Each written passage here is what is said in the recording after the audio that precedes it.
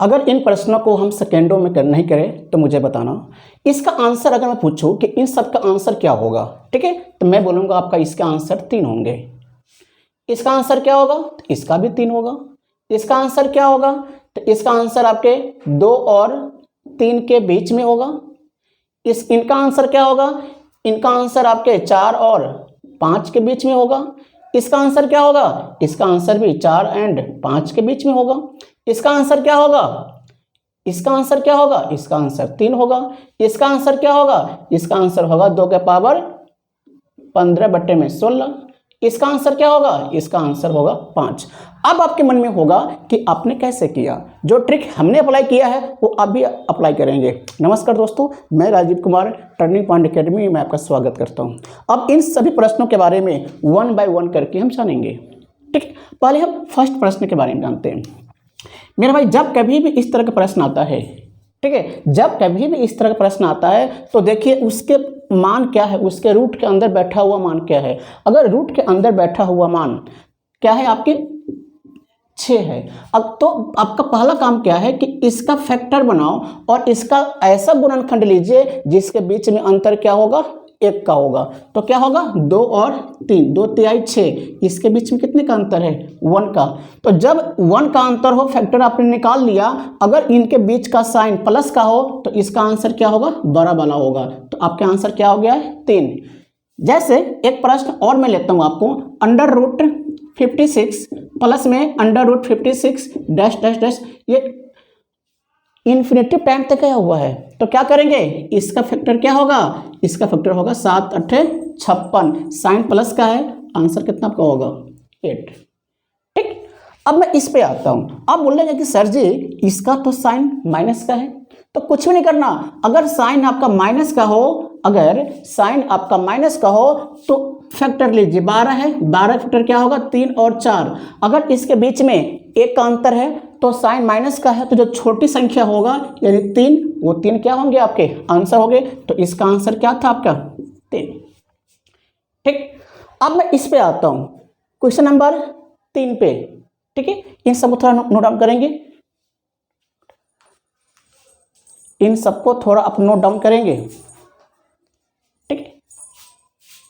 अब मैं question number 3 पे आता हूं, आराम से समझेंगे, तसल्ली से समझेंगे, ठीक है मेरे भाई। क्या है क्वेश्चन नंबर 3। अब इस जो प्रश्न है 5, तो क्या 5 का आप कोई गुणनखंड निकाल सकते हैं, 5 का कोई गुणनखंड आप निकाल सकते हैं जिसका फैक्टर में अंतर 1 का हो। तो बोलेगे सर जी नहीं, इसका फैक्टर क्या बनेगा, 1 × 5। अब क्या करेंगे, साइन प्लस का है तो 5 के बाद अगली संख्या लेंगे, वो क्या आपका होगा, 6। अब 6 का गुणनखंड क्या होगा, 2 × 3, 2 × 3 होगा ना, 2 × 3।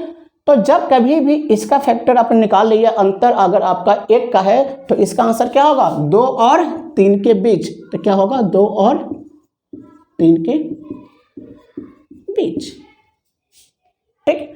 उसी प्रकार से मेरे पास क्या है, क्वेश्चन नंबर नेक्स्ट कहे तो आपके रूट का 13 है। रूट का 13 का फैक्टर हम कर पाएंगे 1 और 13, लेकिन उनके बीच का अंतर 1 नहीं है। तो क्या होगा, रूट के 13 के बाद देखते हैं तो क्या है, रूट का 20, जिसका फैक्टर क्या बनता है, 4 और 5, ठीक है। इनके फैक्टर के बीच कितना का अंतर है, 1 का है। तो आंसर क्या होगा, 4 और 5 के बीच। 23, ये साइन माइनस का है तो हम इसे अगला नहीं जाएंगे, पीछे आएंगे, 23 के पीछे आएंगे। 23 के पीछे कौन संख्या है जिसका फैक्टर में अंतर 1 का होता है, तो वो है आपके 20।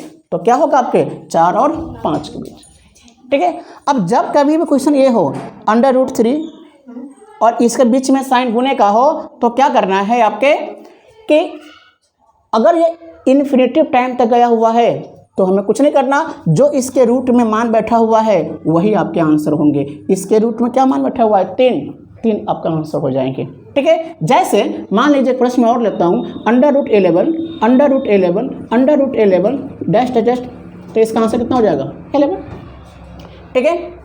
अब मैं इस पे आता हूँ, क्वेश्चन नंबर इस पे।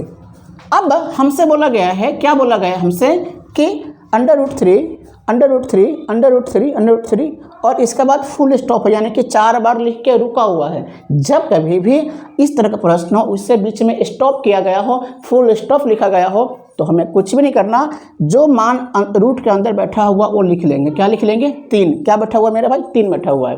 ठीक है, अब जब वो संख्या है ना उतने बार 2 का पहाड़ा पढ़ना है। देखो 2 दूनी 4 दूनी 8 दूनी 16, तो बट्टे में क्या लिखेंगे? 16, और ऊपर 16 से 1 कम 15। आपका आंसर कितना हो जाएगा? 3 का पावर 15/16। को डाउट है क्या? नहीं होनी चाहिए। अब मैं इस पे आता हूँ। ये तो भाई साहब ये प्रश्न बड़ा ही आसान है। ये प्रश्न को देखकर हमें डर लग रहा है, लेकिन हम डरेंगे नहीं। अब देखना है कि इसका पहला मान क्या है? पहला मान है 21 किसी का स्क्वायर होता है क्या? नहीं होता। साइन क्या है? प्लस का है, तो हम उसके आगे जाएंगे। 22 होता है क्या? नहीं होता। 3 होता है क्या? नहीं होता। 4 होता है क्या? नहीं होता। 25 होता है क्या? जी होता है। 25 किसका स्क्वायर होता है? तब बोलेगा सर जी 5 का। बस 5 आपके आंसर होगा। मुझे पूरा विश्वास है कि इन सभी प्रश्नों को आप विद इन सेकेंड्स में कर पाएंगे। 1 सेकेंड भी आप टाइम नहीं लेंगे। ठीक है, अगर आपको मेरा ये वीडियो अच्छा लगा, प्लीज़ इस वीडियो को शेयर कीजिए, सब्सक्राइब कीजिए, लाइक कीजिए। Thank you.